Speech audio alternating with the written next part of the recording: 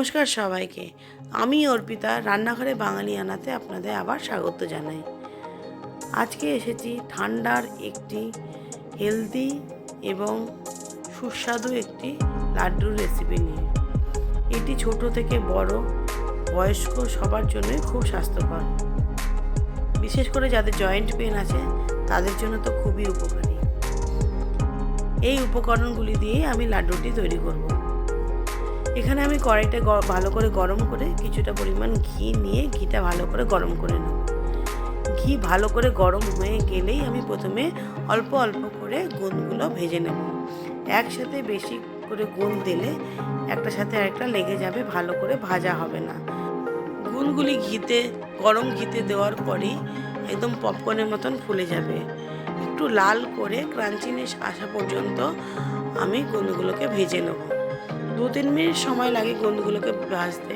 এরকমভাবে অল্প অল্প করে 2-3টি ব্যাচে আমি সবকটা গোঁদ ভেজে নেব।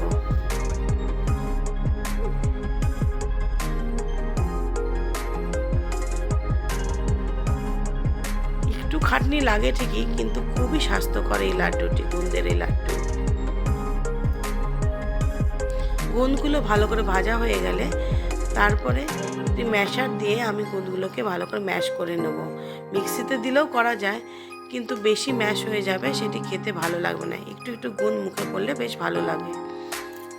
এরপরে আমি এক এক করে ড্রাই ফ্রুটসগুলো ভেজে নেব। এখানে আমি প্রথমে আখরোট, আলমন্ড, কাজু এগুলো আমি ব্যবহার করেছি। আপনারা আপনাদের পছন্দ মতন ড্রাই ফ্রুটস অ্যাড করতে পারেন। এগুলোকে একটু সময় ধরে একটু লাল হওয়া পর্যন্ত ভেজে নেব। ভেজে আমি একবারে মিক্সিং বলেই নিয়ে নিলাম। এটি ঠান্ডা হয়ে গেলে এটা একটা পাউডার বানিয়ে নেব। বেশি ফাইন করব না, একটু যাতে মুখে পড়ে সেরকমভাবে পাউডার করব। এরপরে কিছুটা পরিমাণ কিশমিশ 2 পিস করে হালকা একটু ভেজে নেব। কিশমিশ গরম ঘিতে দেওয়ার সাথে সাথেই লাল হয়ে যায়, সেটা সামান্য একটুতে ঘিতে নাড়াচাড়া করে নেব। এরপর কড়াইতে আরেকটু ঘি অ্যাড করে তাতে সাদা তিল দিয়ে একটু নাড়াচাড়া করে নিয়ে তাতে 2 চামচ মতন বেসন অ্যাড করে দিলাম। আর 1 কাপ মতন গমের আটা এখানে আমি দিয়ে দিলাম। আপনারা চাইলে বাজরার আটা বা জোয়ারের আটাও অ্যাড করতে পারেন, কিন্তু পরিমাণটা এরকমই থাকবে। এইভাবে দিয়ে আমি আটাটাকে ভালো করে ভেজে নেব। এখানে একটু ঘিটা কম লাগলো মনে হলো, তাই আমি আর একটুখানি ঘি অ্যাড করে আটাটা লাল হওয়া পর্যন্ত ভালো করে ভেজে নেব। আটাটা ভালো করে ভাজা হয়ে গেলেই এর থেকে একটা সুন্দর গন্ধ একটা আসবে।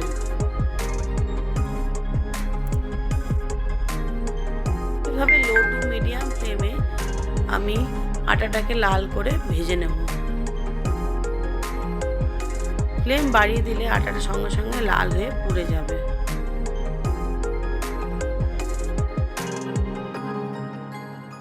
আটাটা ভাজা হয়ে গেলে আমি পাত্রের মধ্যে ঢেলে নিলাম। এরপর ওই কড়াইতে আরও কিছুটা পরিমাণ ঘি অ্যাড করে আমি এখানে কিছুটা পরিমাণ মাখানা ভেজে নেব। মাখানাটা আমি সবার শেষেই ভাজবো, কেননা এতে ঘি অনেকটা টানে, তাই সব কিছু ভাজার পরেই আমি মাখানাটাকে ভাজবো।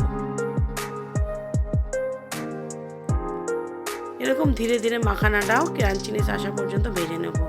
এখানে কিছুটা গোলমরিচ আর এলাচটা দিলাম আমি ফ্লেভারের জন্য। আর এখানে একটু সামান্য পরিমাণ চারমগজও আমি ভেজে তুলে নেব। চারমগজটা আমি গুঁড়ো করব না, চারমগজটা গোটাই থাকবে। আর এখানে আমি অ্যাড করেছি ডেসিকেটেড কোকোনাট। আপনারা চাইলে শুকনো নারকেল গ্রেট করেও দিতে পারেন, কিন্তু ভিজা জলওয়ালা নারকেল এখানে ব্যবহার করবেন না, তাতে লাড্ডুটি তাড়াতাড়ি খারাপ হয়ে যাবে। তাই এখানে আমি ডেসিকেটেড কোকোনাটই ব্যবহার করেছি। এইভাবে এক এক করে মাখানা, গোলমরিচ, এলাচ সবটা আমি ভালো করে একটা পাউডার বানিয়ে নিলাম। এখানে আপনারা শুকনো আদার গুঁড়োও দিতে পারেন, তাতে স্বাদটা একটু ভালো হবে। এরপরে কড়াইতে একটুখানি ঘি গরম করে নিয়ে তাতে আমি গুড়টাকে চাকু দিয়ে একটু গুঁড়ো গুঁড়ো করে নিয়ে গুড়টা গলিয়ে নেব। গুড়টা পাক আমি দেবো না, জাস্ট গলিয়ে নেব। বেশি পাক হয়ে গেলে লাড্ডুটা পাকাতে আমাদের খুব কষ্ট হবে, শক্ত হয়ে যাবে। গুড়টা মেল্ট হয়ে আসলেই আমি মিশ্রণটির মধ্যে ঢেলে দেবো।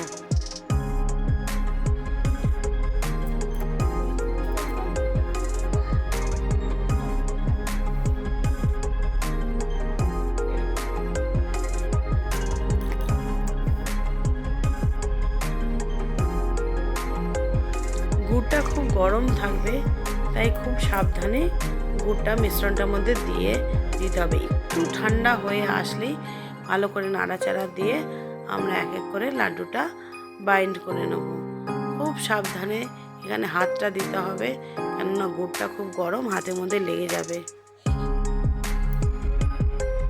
প্রথমে গরম গুড়টাকে চামচ বা কোনো স্প্যাচেলার সাহায্যে ভালো করে মিশিয়ে নিয়ে করতে পারেন। আপনারা চাইলে কড়াইতে ডাইরেক্ট মিশ্রণটা দিয়েও গুড়ের সাথে মাখিয়ে নিতে পারেন, যেরকম আপনাদের সুবিধা হবে।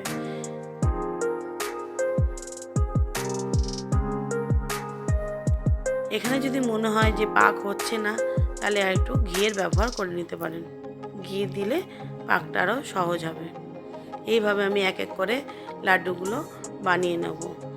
শীতের জন্য তো খুব উপকারী এই লাড্ডুটি। রেসিপিটি কেমন লাগলো অবশ্যই জানাবেন, একটা লাইক করে দেবেন আর চ্যানেলটি একটু সাবস্ক্রাইব করে দেবেন। সবাই ভালো থাকবেন, সুস্থ থাকবেন। রেসিপিটি কেমন লাগলো অবশ্যই জানাবেন। রোজ সকালে একটি করে লাড্ডু খেলে শরীরের ইমিউনিটি পাওয়ার অনেক ডেভেলপ করবে। যেসব বাচ্চারা ড্রাই ফ্রুটস খেতে পছন্দ করে না, তারাও এই লাড্ডুটি খুব ভালোবেসে খাবে। ফিরে আসবো নতুন একটি রেসিপি নিয়ে। সবাই ভালো থাকবেন, সুস্থ থাকবেন।